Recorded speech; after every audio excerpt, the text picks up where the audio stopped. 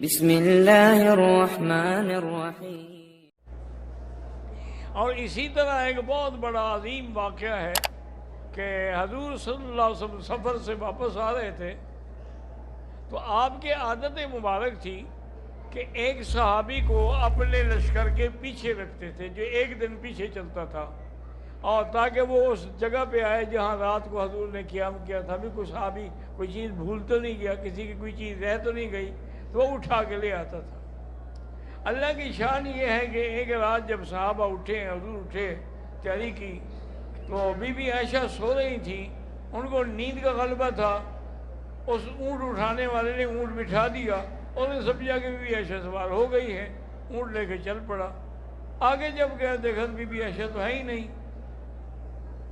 اب be be عائشہ کہتی ہے کہ یہاں اٹھی، دیکھا تو قافلہ چلا گیا۔ اب میں نے کہا انا للہ و انا الیہ راجعون، اللہم اجرنی فی مصیبتی واخلف علی کل غائبۃ لی منک بخیر۔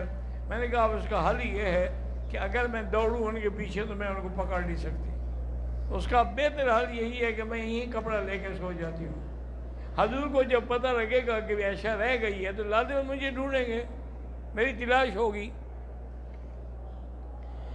اب میں کہ وہ کپڑا لے گئی تو صحابی جو تھے نا وہ آئے، جو پیچھے رہ کے آتے تھے، وہ جب آئے وہ کہتے ہیں کہ میں نے دیکھا کہ کوئی آدمی سو رہا ہے۔ میں نے آگے جب کپڑا ہٹایا، میں نے انا للہ، بی بی عائشہ ہے، کیونکہ وہ بچپن سے جانتے تھے ان کو۔ تو میں نے پھر جلدی سے اپنا منہ پھیر لیا اور اونٹ کو بٹھا دیا اور کہا کہ بی بی آپ اونٹ پہ سوار ہو جائیں، پھر ہم چلیں گے۔ تو کہتی ہے بی بی عائشہ کہتے ہیں واللہ خدا کی قسم اس کے بعد اس نے مجھ پہ نظر ہی نہیں ڈالی، میں خود ہی اونٹ پہ سوار ہو جاتی تھی، جب سوار ہو جاتی تھی تو اونٹ آگے لے کے چل پڑتا تھا۔ تو اسی طرح چلتے چلتے وہ حضور کے قافلے تک پہنچا، لیکن دشمنوں کو موقع مل گیا۔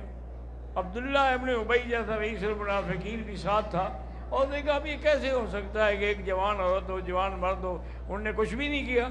اس کا مطلب ہے بی بی عائشہ نے خود اپنے آپ کو روکا تھا اس بندے کے لیے۔ نعوذ باللہ۔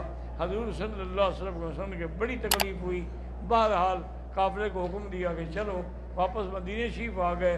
لیکن بی بی عائشہ کہتی ہے مجھے کوئی پتہ نہیں تھا کہ کیا وجہ ہے کہ اب حضور کا وہ التفات جو تھا نا میرے سے وہ نہیں رہا۔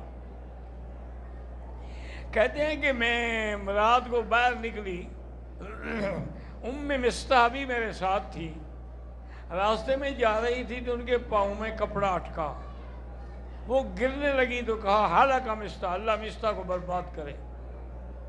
بی بی ایسے کہتی میں کھڑی ہوگی، میں نے کہا کیا اپنے بیٹے کو بد دعا کر رہی ہو مستح کو؟ وہ تو رجل بدری، وہ تو صحابی ہے بدری۔ انہوں نے کہا تمہیں پتہ نہیں ہے؟ انہوں نے کہا مجھے تو کوئی پتہ نہیں۔ انہوں نے کہا ایسے تم پر تہمت لگی ہے، اور بدقسمتی یہ ہے کہ میرا بیٹا بھی اس میں شریک ہے، وہ بھی تہمت والوں کا ساتھ دے رہا ہے۔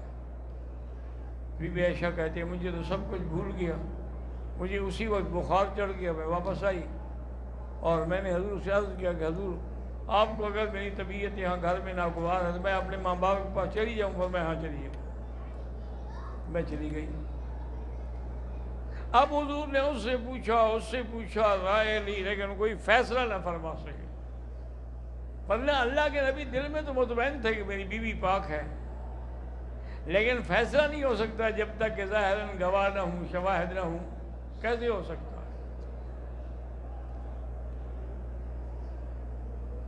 اس کے بعد وہ کہتے ہیں جناب حضرت عمر نے کہا کہ حضور نے مجھے بلایا، حضور نے مجھے بلایا اور کہا کہ عمر میں تم سے بی بی عائشہ کے بارے میں بات کرنا چاہتا ہوں۔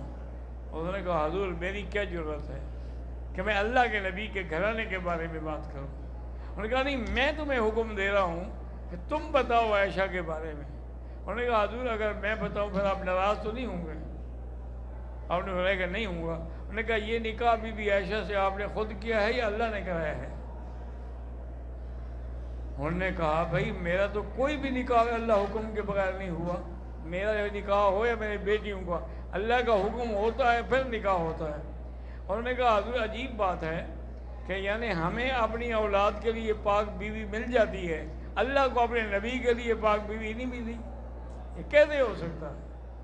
اور دوسرے انہوں نے کہا حضور دوسرا سوال میرا یہ ہے کہ آپ کے بدن پر کوئی مکھی بیٹھتی ہے؟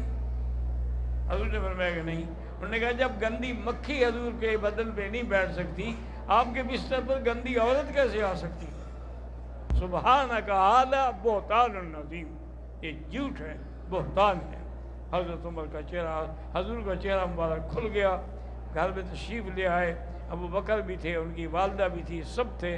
پھر حضور نے جب یہ آیات پڑھی تو سارے الحمدللہ سب کے چہرے کھل اٹھے، اور اللہ نے قرآن میں پھر وہی لفظ بھیج دیے جو عمر نے کہے تھے، سبحانک ھذا بہتان عظیم۔ تو یہ مقام تھا حضرت عمر کا، کہ جو چیز فیصلہ اس نے زمین پہ کیا تھا وہ اللہ نے قبول فرما کے آسمانوں سے اس فیصلے کو جاری کر دیا۔ زندگی رہی تو انشاءاللہ بات باقی۔